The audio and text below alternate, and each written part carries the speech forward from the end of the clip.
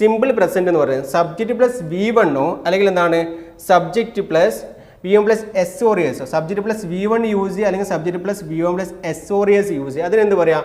Simple present എന്ന് പറയാം. അപ്പോൾ എന്ത് വരും? ഇവിടെ V1 വരും അല്ലെങ്കിൽ എന്ത് വരും? V1ൻ്റെ കൂടെ എസ് ഓർ എസ് ഫോം വരും. അതാണ് എന്ത്?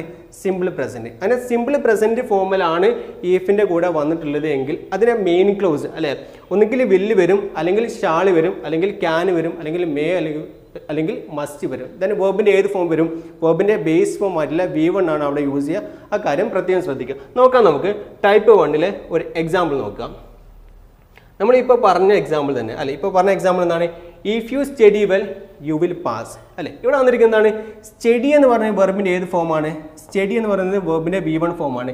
ഈഫിൻ്റെ കൂടെ സിമ്പിൾ പ്രസൻറ്റ് ടെൻസ് യൂസ് ചെയ്യും. സ്റ്റഡി എന്താണ്? വെർബിൻ്റെ V1 ഫോമാണ്. സബ്ജക്റ്റ് വന്നു, സബ്ജക്റ്റ് യൂസ് പ്ലൂറൽ ആയതുകൊണ്ട് വെർബിൻ്റെ ഏത് ഫോം യൂസ് ചെയ്യും?